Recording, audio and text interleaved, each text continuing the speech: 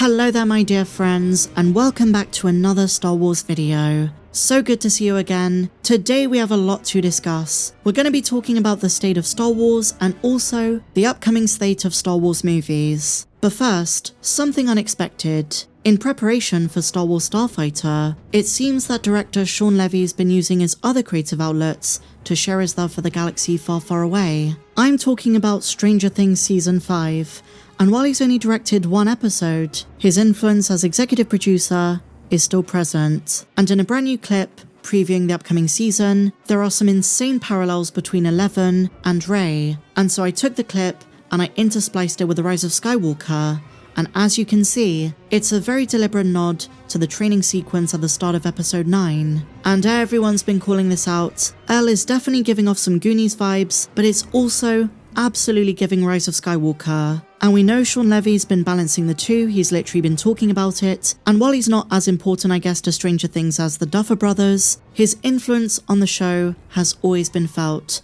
and I wouldn't be surprised if this was his way of giving some love to the sequel trilogy, which of course, his Star Wars project continues on from. And that's what we're going to be talking about today. It's been an interesting couple of weeks for Star Wars fandom. It's been a pretty dry spell in terms of news. I've been trying to find stories here and there that are interesting, but anytime you Google or Twitter search Star Wars, there is only one topic dominating: the hunt for Ben Solo, the cancelled Adam Driver and Steven Soderbergh movie, which a lot of fans, or what seems like a lot of fans, are dying for Disney to reconsider. There were fans who paid for billboards, who put up posters, some people went to Disney headquarters and the parks, even Lucasfilm headquarters, and there has been this enormous demand. Now here's where things get interesting, because what I was dying to know is, are these fans sequel trilogy fans? Are these the same people who want to see the Rey movie? Or are they the faction of Star Wars fans who maybe weren't too keen on all of the sequels, but want to see a resurgence of the villain of those films, Kylo Ren,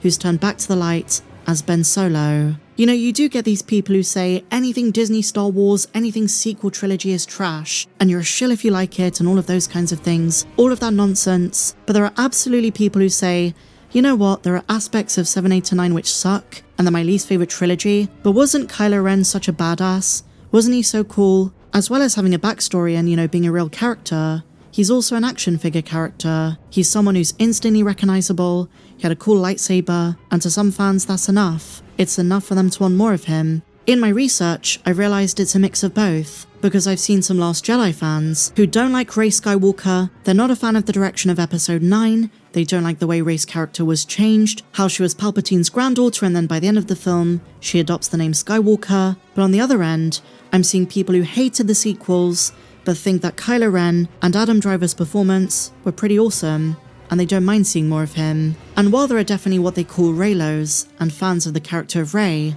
for the most part, there's not been much fan demand to incorporate some elements of the hunt for Ben Solo into the Rey movie, which you would assume is the logical thing to do. But no, I've actually seen the opposite. I've seen people say, forget the Rey movie, bring back the hunt for Ben Solo.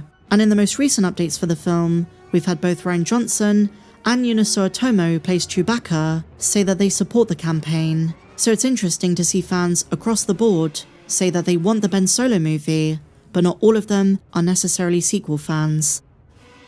And so it begs the question, how many people actually want the Rey movie? I know there are some, but nothing like the demand for the hunt for Ben Solo. And I guess you can make the argument it's a bit of an echo chamber. There's confirmation bias and it's kind of the same few accounts, but some huge major publications have picked up on this. And it's been a relevant topic now since the end of October. Whereas when the Rey film was announced in April of 2023, people were barely talking about it for a day or two. So it tells me that despite fan criticism, where there were some interesting ideas and interesting characters, fans have still latched onto those, whether it's Kylo or even Finn.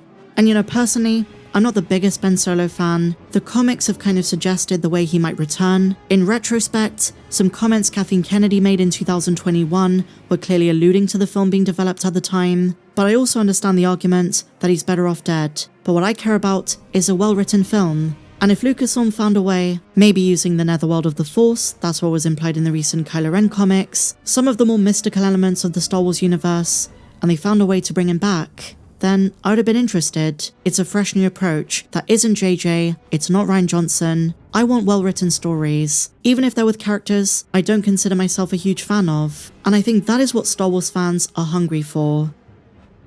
And just before we move on to our next update, I want to share with you a little anecdote, just to tell you where things are at least from one fan perspective. And I'm sorry if it seems a bit negative, but it's a true story. This literally happened yesterday.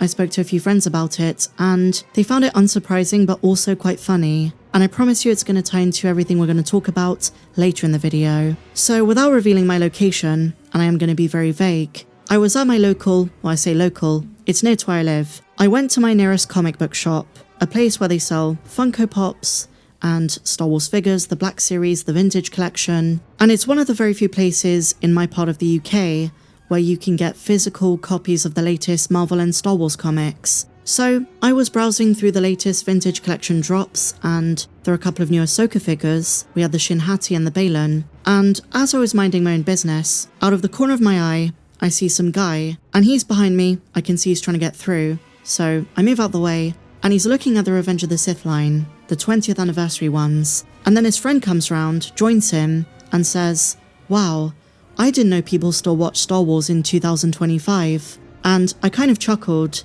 I saw his t-shirt and he's wearing Marvel Studios on it. And then, after some chit-chat and a brief conversation, they waddled off towards the comics. And it dawned on me, just like myself, these are fellow nerds. They might not be big Star Wars fans, but because they're into Marvel, they probably have some general awareness of what's going on in the pop culture space. I mean, I'm not a Marvel fan, but I can definitely list off a few shows and films that have come out in recent years. And so for one of them to say, wow, people are still interested in Star Wars, I mean, that's pretty shocking. And I've been saying this for a long time.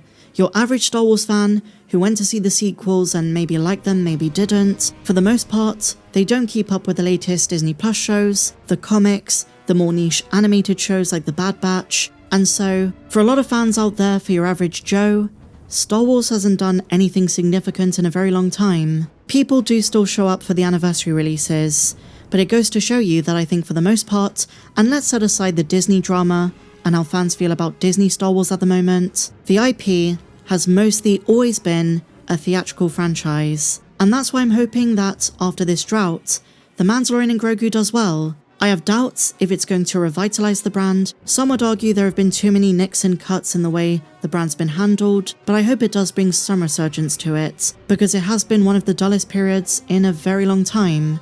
And I know fans who were there in the 80s and 90s will say that those years were the worst, but considering the monumental hype in 2016 and 17, then with The Mandalorian in 2019 and 20, for it to have fallen to a place where people are wondering if Star Wars is still a thing, and if people still care about it, that's pretty sad. And I know it's just anecdotal, but do you know how many times I've seen stories like this on Star Wars social media? It's the same sort of thing we spoke about during Andor's release. It's an amazing series that very few people saw, and while viewership did increase in Season 2, and I did celebrate that earlier this year, the overall downward trend has been consistent. And I guess the hope for a film like The Mandalorian and Grogu is that while Din and the adorable Baby Yoda, Grogu, are TV show characters, they broke through the mold, and for a few years, especially during the pandemic, they were a global phenomenon. So maybe, seeing them on the big screen with all the families who are going to go see it, it is going to revive and revitalize the state of things. Fingers crossed.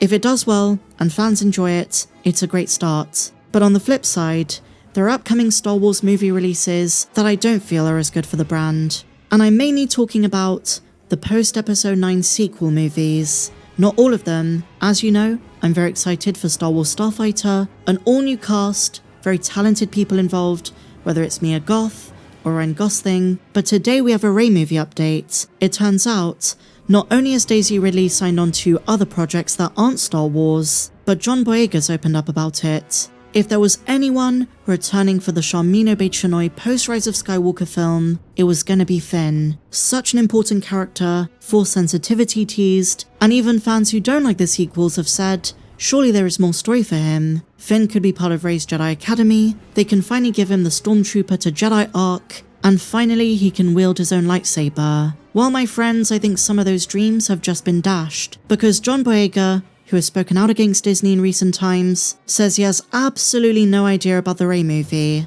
Just like Daisy, he's not seen a script, and Lucasfilm hasn't contacted him. And while you know the usual caveats, NDAs, actors lying, blah blah blah blah blah, he says, quote, "Trust me, I'm like the Tom Holland of Star Wars. Once I know something, I'll let you know."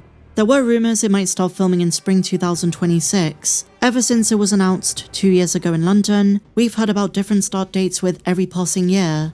And they come, they go, and no development on the film. What do you guys think? Share your thoughts on everything we spoke about in the comments down below.